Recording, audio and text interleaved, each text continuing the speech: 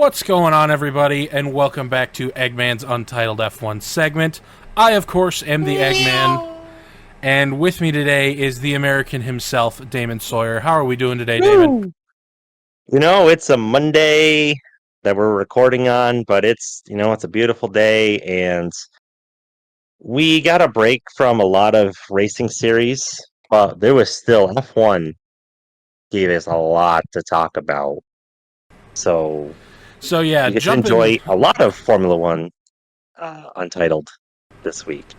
jumping right in. The Formula One circus rolled into Spa, Belgium for the 2024 Belgian Grand Prix. This race always ends up being one of the best ones on the calendar, and this one certainly did not disappoint. There was controversy, there was strategy, there was a little bit of weather in practice and qualifying, so it really did not disappoint. What are your thoughts? So Spa can go one or two ways, right? It's such a large track that it's easy for people to get spaced out and then kind of create kind of a processional event. And I would say, despite how challenging it is, as long as nobody wrecks on the first lap, I feel like drivers have a lot of experience there and they're pretty good at handling it. But just the nature of the track is amazing to watch cars go. And despite it being such a large track, there's such a great ambience with the fans and going through the forest and stuff. So it's always an entertaining race to watch, even if there's not tons and tons of on track action. But we got a lot of on track action as well. So it was like a nice little, way to get the weekend finished off, I would say. Yeah, I mean, Spa has it all. It's got some nice high speed, slipstreaming areas. It's got some solid braking zones. It's got more technical sections. It really is one of if not my favorite track on the calendar. So in typical Charles Leclerc fashion, he is a qualifying merchant. So with Max Verstappen's 10-place grid penalty for his shenanigans in Hungary, Charles Leclerc did inherit pole position. Well, I wouldn't call it engine change isn't really shenanigans. I mean, Yeah, it's shenanigans on the team's part, not really on Max's part. I just like the term shenanigans. Um, Ah, these shenanigans are great. 10-place grid penalty dropped him down to P11.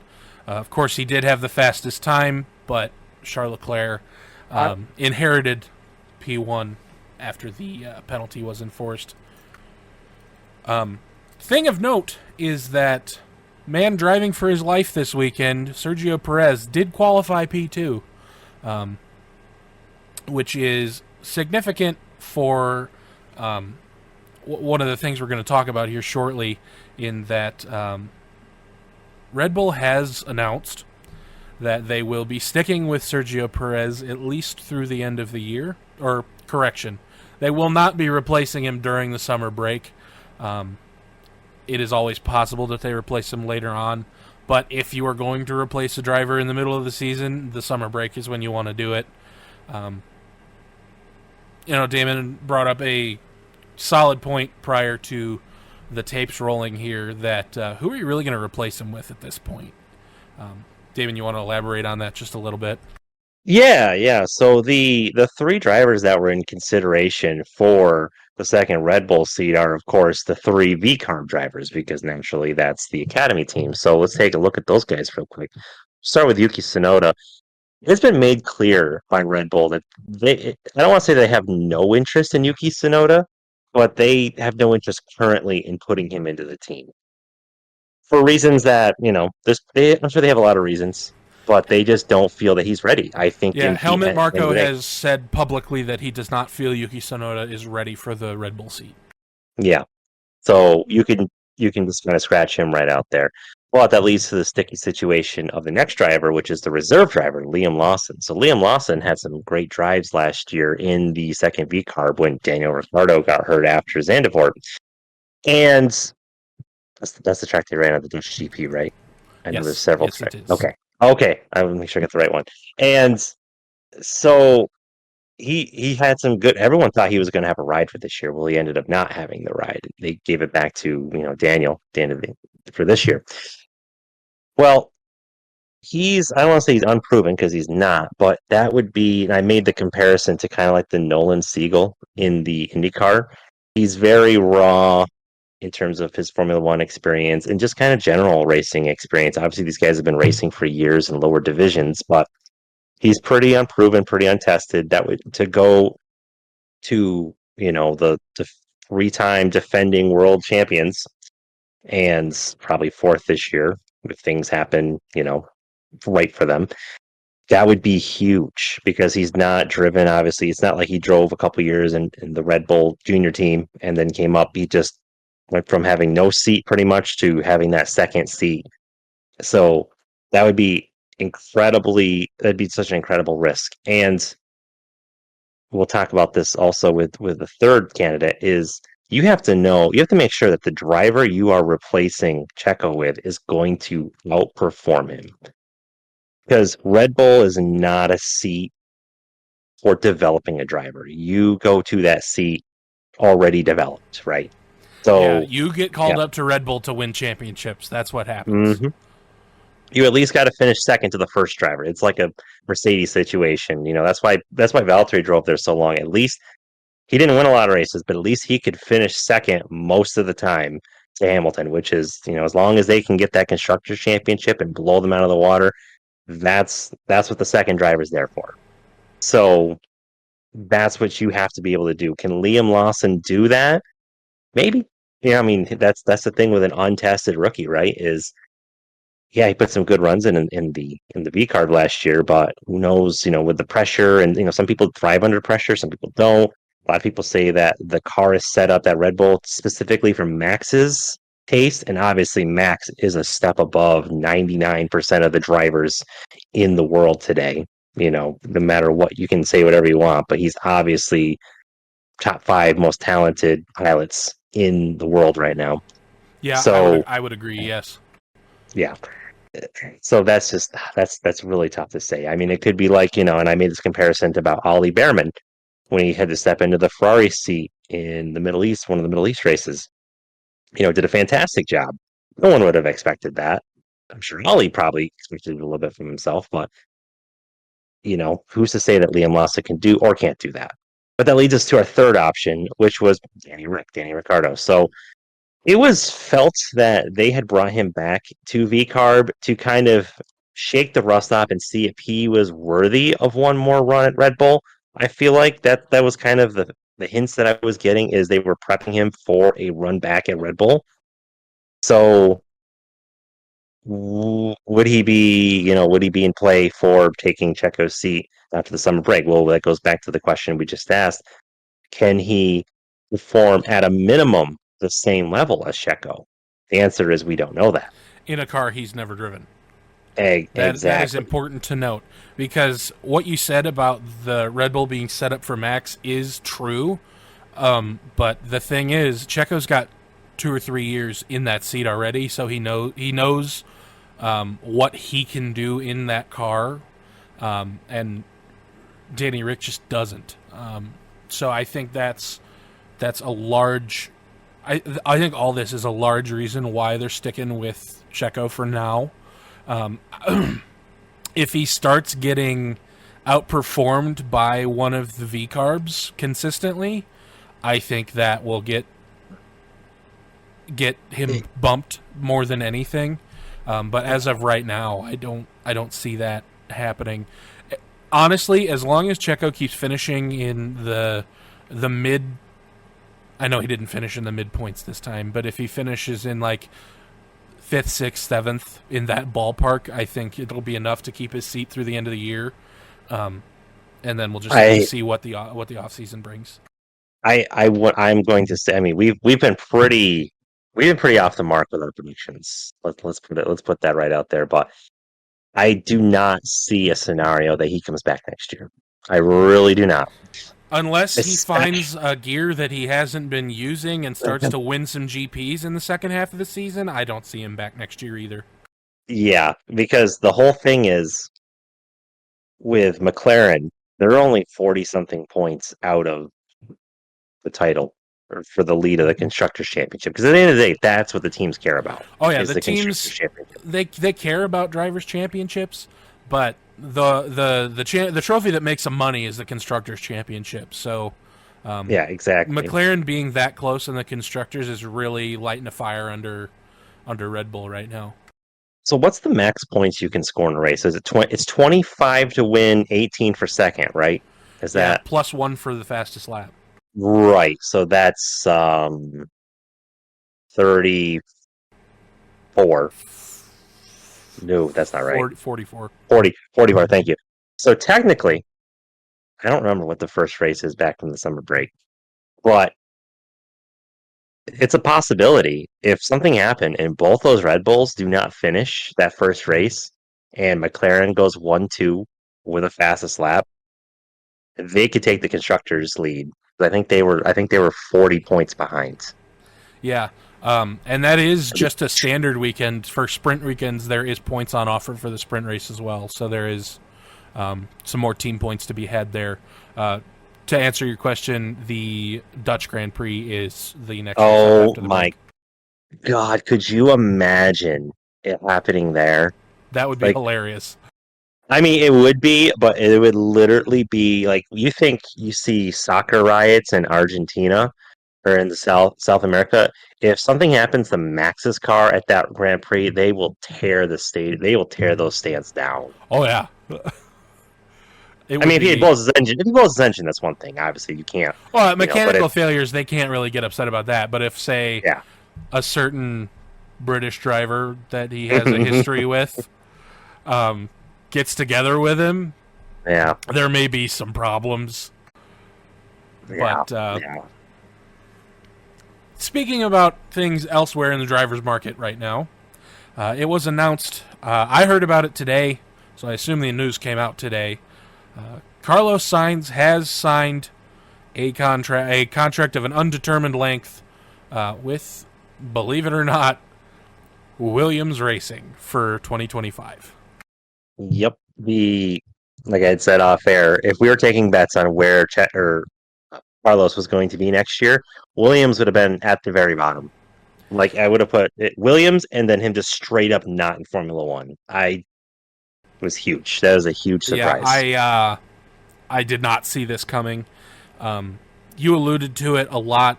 We had a lot of possible landing spots for him. Red Bull was one, but with the uncertainty surrounding Checo, and frankly, the management of that team, that may not have been an attractive seat to him, especially because he sees that Red Bull's coming back into the pack a little bit. Obviously, there's still the unclaimed seat at Mercedes, but they have been saying at Mercedes for some time that they did not really have any interest in Carlos, presumably because they want to put Kimi in that seat. But we'll talk about that in a minute. I had no idea that Williams was going to be the one to pull it out, and we did talk about this off air. It was without those two, it was between Sauber and Williams.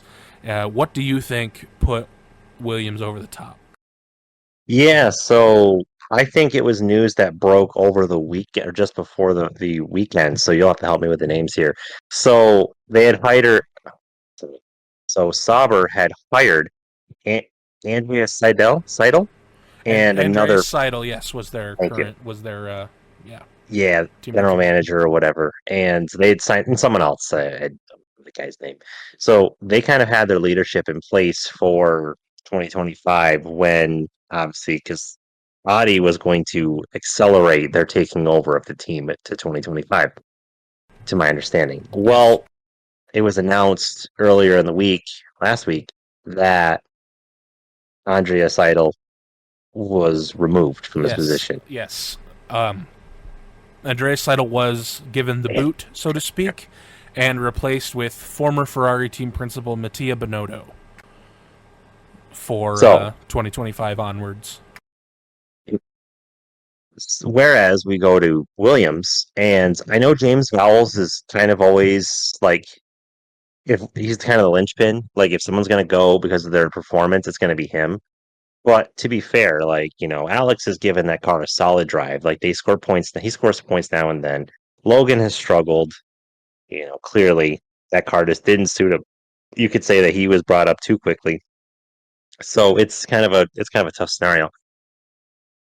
There's a couple things you need to take into consideration. So you look at you look at from Carlos's perspective. So Sauber hasn't scored any points this year. Valtteri Bottas has not forgotten how to drive, and Gojan Yu, which I totally just butchered that name, he is not a bad driver either. Like he's out of his seat for next year. I don't think he's in consideration for any of the rides that are still open, I which don't is kind think of a so. shame. His best bet is probably to take a reserve driver spot somewhere. Yeah, which would probably happen, or maybe he'll take the one of the Primus seats in IndyCar. I don't know, but he's a solid driver too. So Sauber has a solid lineup. It's not a stellar lineup, but I would compare it to uh, VCarb. I would say that they have a similar talent between their two drivers that VCarb has, Yeah, and maybe I even would agree. Alpine. Because yeah, maybe even Alpine. I mean, Gasly's good. Ocon's good. Ocon's so reckless though that he kind of cancels himself out. So they have a good driver lineup. They've definitely have a stronger driver lineup than Williams.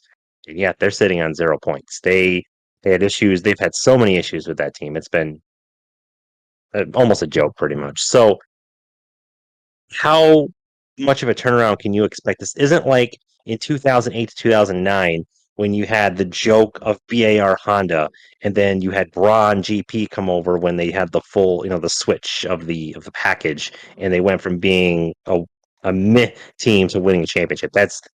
I don't see that happening for next year for Sauber turning into Audi. I don't see that. So I think, I don't see a turnaround of that scale happening at least until the rule change in 26. yeah, and that's if it's hard to say who's going to take over on that. But at the end of the day, so you've got to look at who was working now at Sauber. So I've already forgotten the Italian guy who took over, Benito or whatever his name was. Anyway, Mattia Binotto. Matteo, yeah. So didn't he must have worked with Carlos, right? Like they worked together, like because Fred hasn't been at Ferrari for more than a year, right? He hasn't Correct. been there that long. Correct. Yeah. Mattia Binotto would be Carlos's former team principal.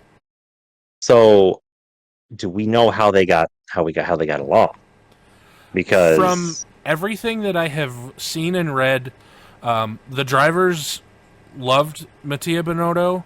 I think you have to remember that he was the team principal in that stretch where Ferrari couldn't put a race strategy together to save their life. And unfortunately, a lot of that negative, press goes towards team principal in that situation. mhm. So that is, from what I understand, the team liked him, but the powers that be got rid of him to, Yeah. in theory, fix the strategy issue, which it's hard to say whether it has or hasn't. But Well, they've won. They've been winning races, so they've won more races. they've got polls and wins and all that stuff. But I don't know that it was Bonotto's I fault that would they weren't. no, no, that's true. But so I mean, at the end of the day, you have to look at there's been a lot of changes at Sauber. Williams really hasn't had much change. They have a solid ownership now, the very committed ownership, a good business plan apparently. So at the end of the day, I think you know money is money. Who's to say? Like I'm curious what kind of contract they offered him, but he's rolling into a Williams team where he's got like is he I think he would be the first he would be number one driver. He's got a I hell of a number two. Yeah, If it's hard to say. he's I would he's got assume wins. He's his got his wins. experience, in my eyes, from an unbiased perspective, would make him driver number one for that team. Yeah. But with Albin being the elder statesman in the team, I don't know that it will be how it shakes out. They may have a quote unquote no number ones situation until they figure out which one is the number one. But that's I think that's kind yeah, of my thoughts. that's fair. That's fair. I think Albin's a really good team player though, and I think he would kind of seed that a little bit because he seems really chill to a degree. So I think he would let Carlos kind of take the heat as the number one. But so you've got a lineup from 25 with Carlos and Albin.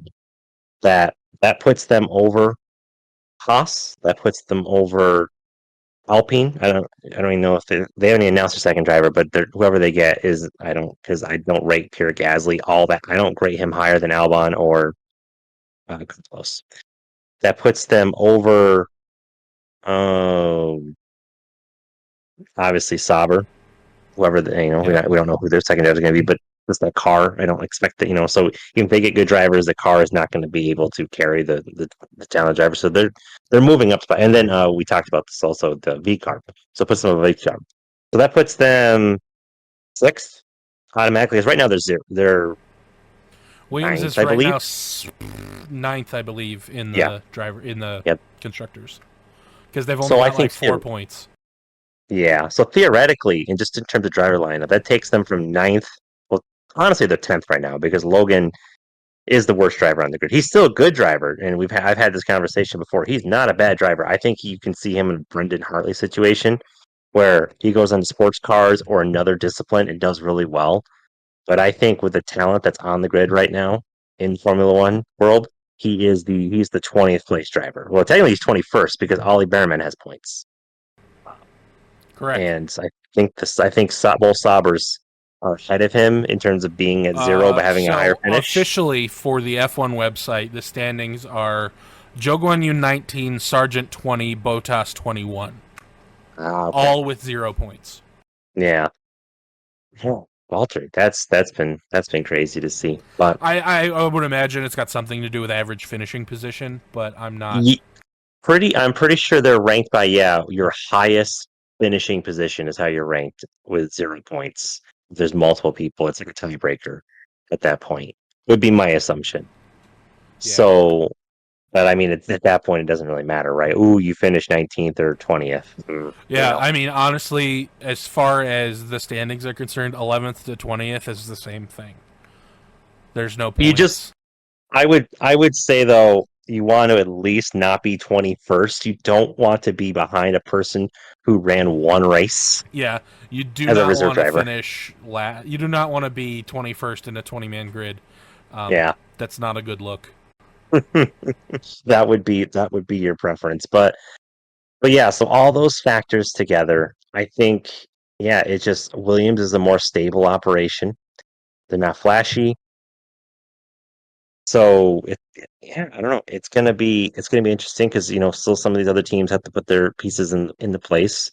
But for Williams, it makes all the sense in the world. That was the best driver that they could get right now, Oh, absolutely. 25th. So it's a score for Williams. And you know what? A lot of us were scratching our heads, but you know what?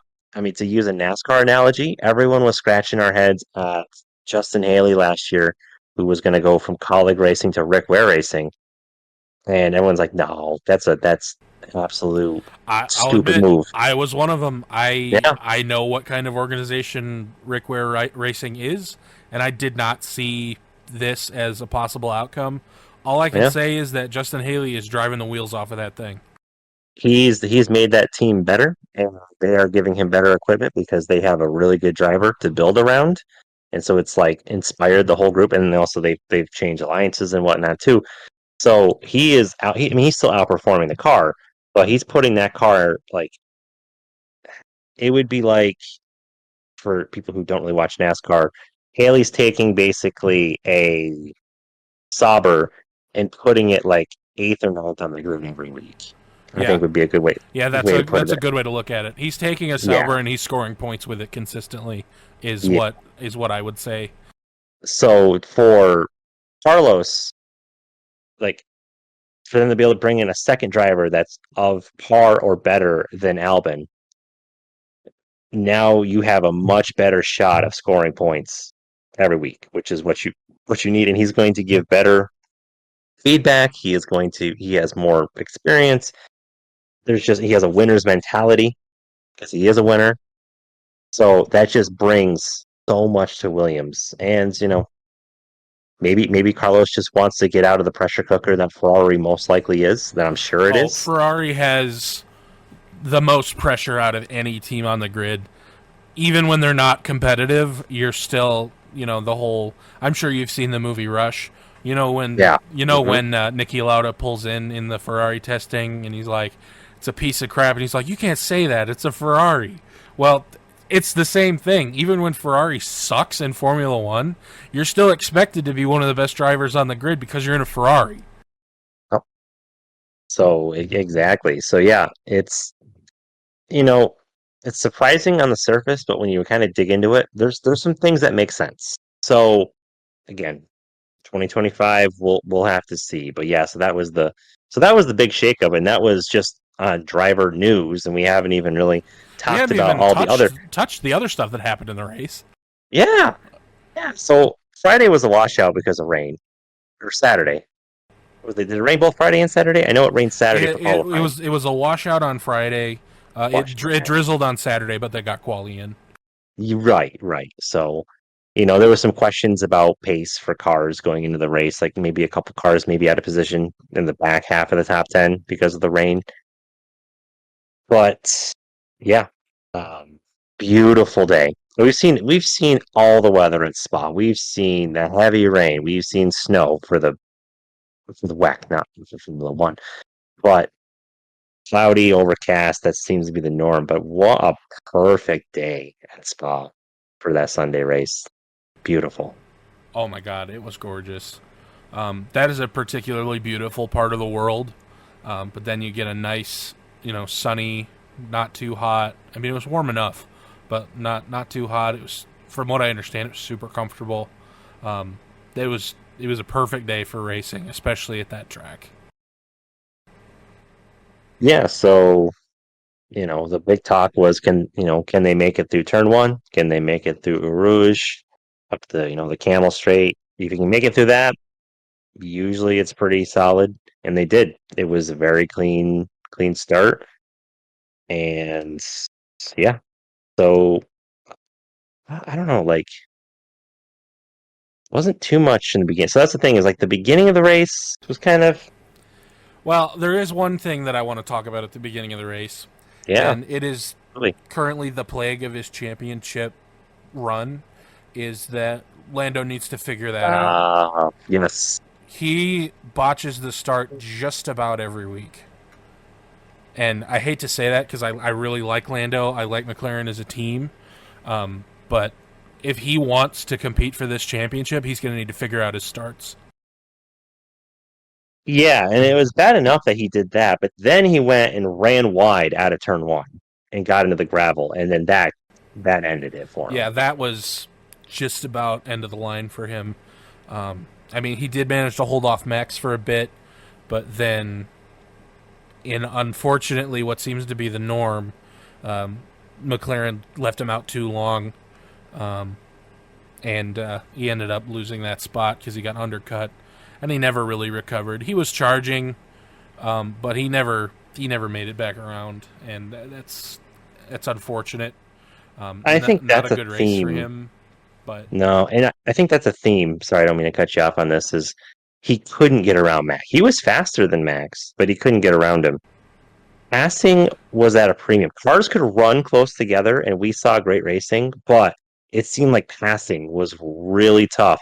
And one thing of note, they did on the Camel Straight, which is that long straightaway out of yep. Eau Rouge in the other corner, Radion, they set back where the DRS starts. Yeah, the DRS zone is significantly shorter than it used to be now, so that it is not as powerful as it once was going up the Camel Straight, So which I think we that was a big saw part in of it. effect quite a bit.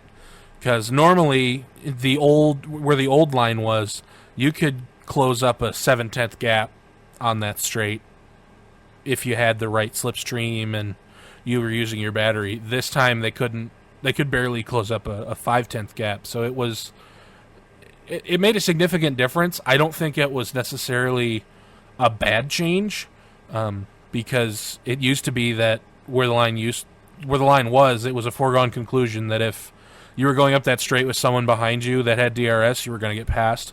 Now it at least makes it competitive. So I was going to bring up that, and I'm glad you did. The other thing I wanted to bring up is the reason Lando couldn't make the pass is because every time he got close,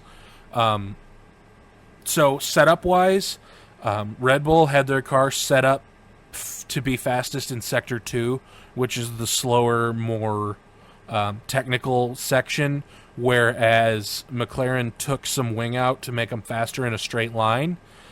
So anytime Lando closed up that gap up the Camel Straight, it got opened back up because he did not have the slow corner speed that Max did. So that's a big Yes. reason why the McLarens weren't as strong as they could have been. And don't get me wrong, Oscar was still really strong in the race, Oh yeah. finishing what ended up being P2. So it was still good. I think just if Lando figures out his starts, I think he'll be fine. It's just a matter of making an adjustment, and summer break is a perfect time to make those adjustments. Yeah. Well, hey, here's something to touch on. So Lando, we all love Lando, right? Lovely, He has he's my not guy. he has not been he is in a pressure situation because he's second in points now? Third? I don't know. He's And second. obviously second. Yeah, and obviously McLaren, like we touched on earlier, is within striking distance of the lead of the manufacturer Oh, championship. easily. Lando has not been in this position. He is the lead driver, and they're in a position that they haven't been in years, and he's obviously never been into. So this is the test of a driver's mettle and their fortitude.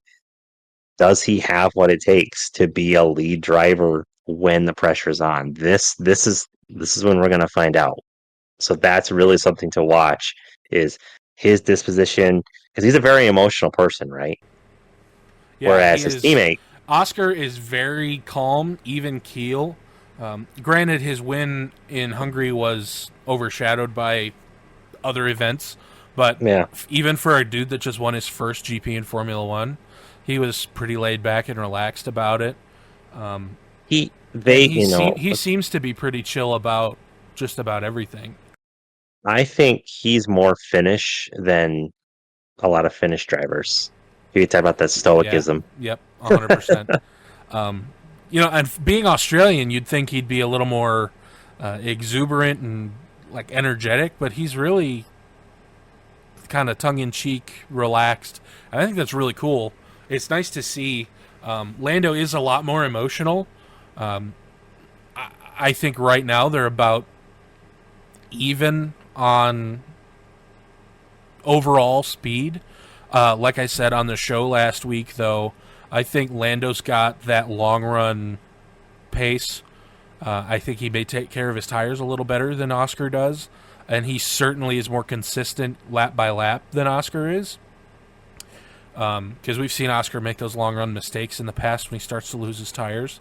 But Hmm. you're absolutely correct. Now is the time for Lando to show that he is a championship caliber driver, and he is the lead driver of I believe it's the second oldest team in Formula One. So Yeah. he's got to get he's got to get his foot in it, and he's only 78 points back. So that gap is not anywhere near as big as we all assumed it would be at this point in the year. All right. So I want to see it at least be interesting. But Mercedes, man, they may have figured something Yeah. out here. It's funny. Like they talked to Toto before the race, and the big things that they were talking about was the different wings that cars have. Because of the like we talked about with Max and Lando, you have your long straights and you have your twisty bits. So it was a big discrepancy in wing settings. The other thing is they talked to Toto, and he was very dismissive of a win, despite Hamilton starting third and Russell wherever he started. And well, it's not to say. So let's be real. It's not like Hamilton just went up there because Hamilton, if you don't know, he took the lead pretty early in the race. Not super early, but like within about 10 laps or so, he was in the lead. I want to say by 10, 12 laps in, he Yeah, was leading. it was right around there. It wasn't Yeah. long, but it took a minute. He had to Yeah. catch Charles first. Yeah, because we knew. So it was easy to see that Charles was not the fastest car because they made the note on the broadcast like they were like 5 laps in. And it was only like 12 seconds from first to last. There Yeah. was not nobody was pulling away, so you could obviously tell that the Pied Piper was not piping great. And even when Hamilton passed, it still didn't you know, pull out super far. But he was the better car, but it wasn't and it's not the days of when he'd blow out by a minute or whatever. But yeah, Mercedes, they had a good car. For whatever it was, their car was working well. But we knew this was going to be, and this is something I touched on before we came on air, is despite the amount of NASA level rocket scientry genius in paddock, they can't figure out tires on a repaved track to save their life. Nobody can figure out how it's going to play out. So Turkey a couple years ago, like when they put the bitumen on the track and it was ice, nobody knew that was going to happen. Nobody, to be fair, nobody knew that they did the same thing in China. Which, how do you not know that? It's like they just oh yeah, the track will be fine, whatever. Yeah, it's And almost so like yeah, you feel like there should be a person whose job it is to analyze the track surface at the beginning of the race weekend so you can start yeah, figuring out things like tire strategy or even I don't know if you play the F1 video games at all, but I haven't in a while. when you go to practice, you do a race strategy practice program that Yeah. you figures out your fuel usage and your tire wear over the course of a 5 lap period. And you would think that the actual Formula One teams would do something similar, yet more in depth. So But I, they botch it all the time. they do now this weekend because of the washout on Friday and the rain on Saturday. With it being new pavement, they didn't have great data. So that's one thing. But they have these amazing simulation programs. You would think that they would be able to figure out the tire strategy. Well, it turned out quickly that there was, and it was this is the term I haven't heard this term before. It makes a total sense. They were leaving grip in pits. Yeah, What they mean by that is you want to run the tires until you're basically on ice skates, and that was not the case this time around. They were pitting way before the tires had hit their zenith of life. There's still plenty of life left in the tires, which the longer you can go, the less fuel you'll have. So you'll even though the tires are poopy, you're still going to be able to pull out good laps because the weight from the fuel matters more than the wear of the tires. Obviously, there's a line on a graph it meets somewhere, but it's definitely farther down the chart. absolutely. So that was the big thing, and we saw people mixing up their strategies. Well, what I saw a lot of, and I wish it happened a little more in racing in general, but in Formula One, is a lot of the teams were leaving it up to the drivers what strategy they should go with. The most notable example being George Russell saying, "Hey, I can get these tires to the end. Consider not pitting." Which Yeah, credit to him, he absolutely did it. 34 laps on a set of hard tires at Spa is it's a insane. 44 lap A race. He 44 did lap race. It's like a three four quarters. mile circuit. It's crazy. Yeah, yeah. He did three quarters of the race on one set of tires. That's And he was still racy enough to keep Lewis behind him those last 2 laps. Yeah, it was working as everyone had predicted. Piastri was closing in, Hamilton was closing in, but that goes back to what I said earlier. That track was so hard to pass on Yeah. because of the way they manipulated the DR. Which, okay, that's a whole thing. If a pass is made because of DRS, is it a real pass? The whole situation there. But at the end of the day, people could get close to each other, which is good to see in Formula One because before you couldn't get within 5 seconds of a car and you'd be in their wash and you couldn't handle. Yeah. These guys could get pretty close to each other, but they were just so even that they couldn't. No one was making mistakes. I think had we had one more lap, either Lewis, I mean Lewis obviously ends up winning anyway, but more on that in a minute. Either Lewis or Oscar wins that race naturally without the DQ because they were so close coming across the line on the last lap. They were pretty much nose to tail across the So line. you say that we saw the situation. So at the end of the race, it was George first, Hamilton second, Piastri third. Well, then we had fourth, fifth, and sixth that came over the line.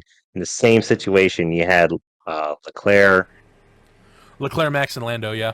Thank you. Yeah, they were the same way. They were all nose to tail. They were all so close to each other that like it was a situation where they were good, where one car was good was in the spot where you couldn't pass, and then like the people ahead, it was a DRS train, but it was also like they were just better. Like the points on the track, they were better than each other. Didn't allow for one person to gain enough of an advantage to really pass without a mistake, and nobody was making a mistake, which is which is cool to see that have six drivers so locked in and long shift on the tires, and they're doing that. I don't think without George making a big mistake, Hamilton was passing him. I really don't. Like it would needed to have been more than one lap. Like it would have needed to be like a 50 lap race. I feel like you needed way more than just one lap, in my opinion. But at the end of the day, doesn't matter. Um, you know, George was going to go down in history as the first driver since Sergio Perez to win more than one race for a non-Red Bull. Well, I mean, I obviously he drives a Red Bull, but you know, Max Verstappen was the only driver other than Sergio Perez who had won more than one race in a season. So we've had so many different winners this year. Well, it was going to be George. They'd be the first one to have multiple races, and he was so excited and he was having a great time. But maybe some foreshadowing. So Spa, I don't know how many other tracks that they do this at, but normally after the race is over, the drivers will do a cool down lap and wave to the fans and the marshals, and more importantly, they run offline and pick up all the clag and all the spent rubber that's on the side of the track to increase the weight of the cars before they go through scrutineering. As Well, far Spa as being far as I know, Spa is the only one where they do this because it is so long. okay. So yeah, because of the length of the track, instead of having a 5 minute cool down, they just bring the cars in through the endurance pit road right outside, right past turn one. They bring them in there, whoop them around. Well, a couple hours after the race, motorsport.com reports that Georgia's win is in doubt because of being underweight. How underweight, you ask? 1.5 kilograms, which is 1 kilogram is 2.2 pounds. So you can do the math on that. That adds up to roughly 1.5. So like Three and a third 300. pounds. Yeah, well, I was going to say like 300 grams on each tire. So if you were to break it up, like Yeah, I kind of they're giving away they're where we're going they're with that. thereabouts. Yeah. And then they had said that like something about the fuel, like right off the bat, like it's like Mercedes knew something was up because they didn't drain all the fuel, which they need to, or something. I don't know. But that wasn't really what came into play. They drained all the fuel out of the car, came out 1.5 kilograms underweight. So immediately, but the thing is, so credit to Mercedes, they didn't throw a fit, they didn't, lodge a protest. They're like, you know what, we screwed up, we accept it. It helps that, of course, Hamilton gets the win, so they still won the Yeah, race. it stings a little less when the trophy goes to the other side of the garage, but Yeah, and hey, Hamilton must obviously he's won so many races that a win gifted to him like that probably feels a little hollow. But considering when he said in Silverstone he didn't know if he'd ever win again, to now have two wins on the season, that's got to feel really good for Lewis. But yeah, yeah, I give respect to Toto and those guys for just saying, just taking the licks and carrying on. But it kind of takes us to how right this is. So there's been a lot of disqualifications over the years due to weight that make sense. You lose pits on the car, things happen. Maybe some. It's hard to say. Like there's reasons why a car would pass its weight checks before race, does not pass it after. That you could say, hey, this was not right because something happened with the car. The most likely, and nobody's confirmed. I don't think anyone's confirmed this yet, but the one scenario where this makes sense is the tires, even though they had obviously enough life in them to keep him going, he had ran 30 plus laps, and I've never seen a Formula One tire in person, but they look massive. They must weigh a ton. they're they're big and they're heavy, and the contact Yeah, patch is like a foot and a half wide. So there's a lot of weight on each tire. So to run 30 plus laps, you're going to get a lot of wear on that tire. So it makes sense that the weight is because the tires had excess wear than what the team would have expected, which, if the team knew that they were going to wear the tire so much that it was going to put them underweight, they would have pitted him. They would have pitted. He would have finished sixth, fifth, or sixth, or something like that.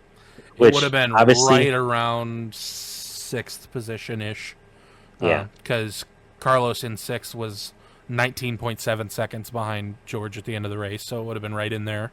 yeah, and they pit Sergio on the like the next to last, the penultimate lap to get the fastest lap. So he was not in the question there. He almost was dropped all the way back. But the point is, like, obviously George went for the win. He did the right thing. He felt the tires could last. They did.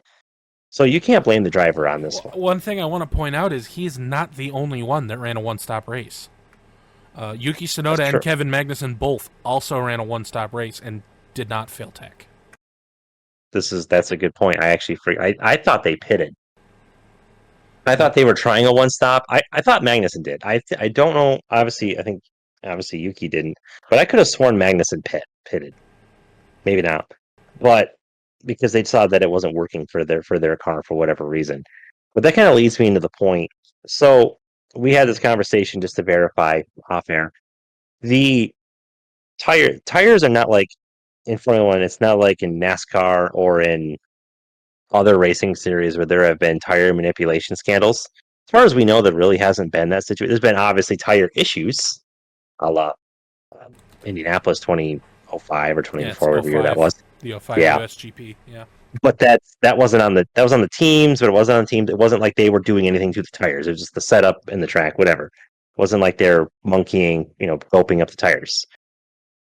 So I, as a curious race fan, am wondering, why do tires count as weight on the car? Like when they weigh, the car has to weigh 700, was it 750 kilograms, 780? 798 is the official 798. number. Okay. So they got to weigh 798 kilograms. That's with no fuel in the car, but it is with tires. Why do we have to count the tires? I don't know. It That's, yeah. so this is one of those situations where you look back on controversial, like in football, you look back on controversial calls and you're like, well, that's not right. And then you have to remember, per the rule at the time, that was the correct call. So, per the rules at the time, George was Yeah. kilo and a half light. He's disqualified. It's a pretty cut and dry rule. Should the rules be changed? I think so. I think if you're going to factor tires into the weight, the FIA needs to have their own set of tires for weighing. I also think that you should just be able to knock the tires off and weigh the car without them, but that is not the way the rules are set up right now. So unfortunately, Yeah. George lost out on the win. I mean, it's not a huge, controversy or anything. It is what it is. Toto issued a public apology to George that, hey, we screwed up. We screwed up on our strategy. So officially, what had happened was it got weighed once. It was at 798 exactly, but then the FIA took out their mandatory fuel sample, and then it was a kilo and a half under. So that's the official series of events that led up to the DQ. Of course, moving Lewis up into P1, Oscar into P2, and putting Charles Leclerc on the podium after starting in P1. So it is unfortunate. I think the rules definitely could be changed to be a little more fair. But at the end of the day, it is a botch job by Mercedes. Yeah. And they'll just have to live with it and move on. I think Yeah. I think it's going to be interesting moving forward, certainly. I guess you could look at it the way, like, what happened to Sebastian Vettel at Hungary a couple years ago, where he finished second, but he got DQ'd because he didn't have the minimum amount of fuel. So, but you have an idea of how much fuel you're using, right? Whereas you don't. I really don't know if they can track accurately how much rubber per lap they use on a tire. Like, No, they can't, because it's dependent on temperature. It's dependent upon track conditions, if the track's green or if it's rubbered in a little bit. yeah, So it's a factor that they can't actively monitor, unlike fuel.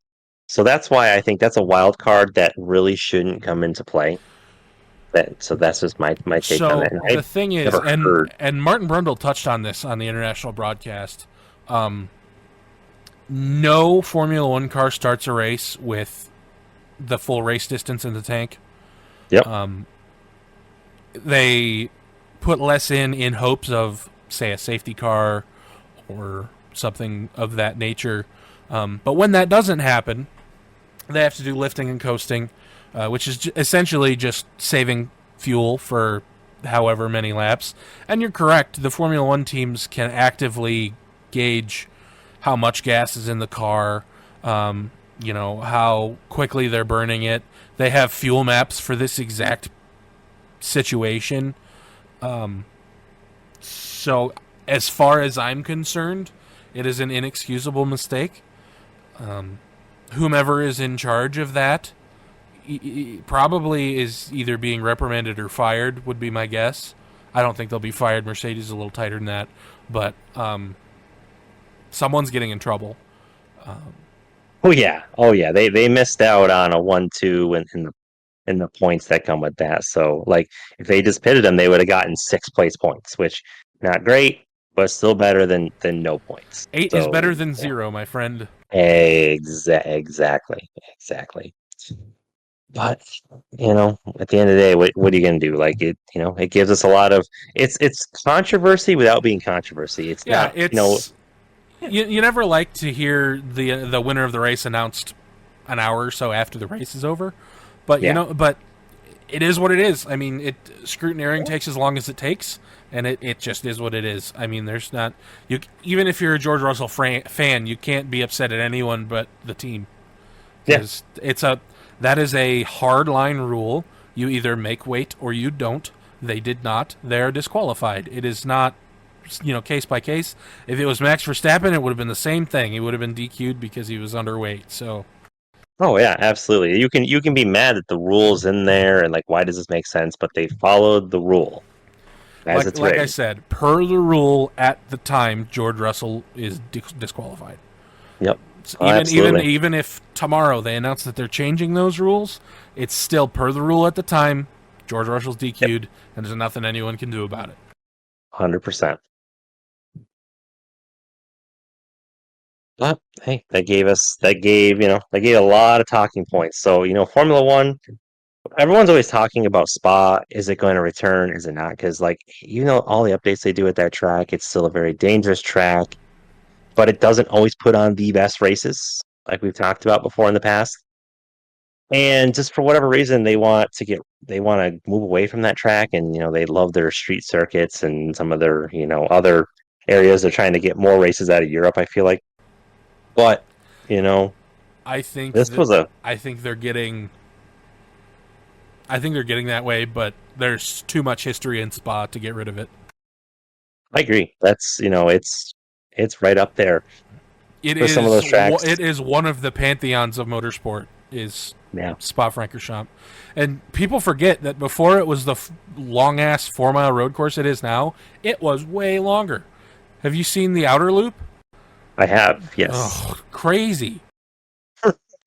They did a lot of that back in the day, though. Hockenheim had a track like that, and the Nürburgring being the most notable. Yeah, well, it went from the short, relatively short track it is now to, the Nordschleife is what, 10 miles or something. Well, it's like 13, but they still have the Nordschleife. So when they have the 24-hour GP race, yeah, they do still run the Nordschleife, but when Formula One went back that couple of times, they ran the GP circuit, which is significantly shorter. Well, yeah, there's no way a modern Formula One car could run at the Nordschleife. That would be absolutely ludicrous. All right, and that is going to wrap it up for this episode of Eggman's Untitled Formula One segment. I am the Eggman. Thank you for listening.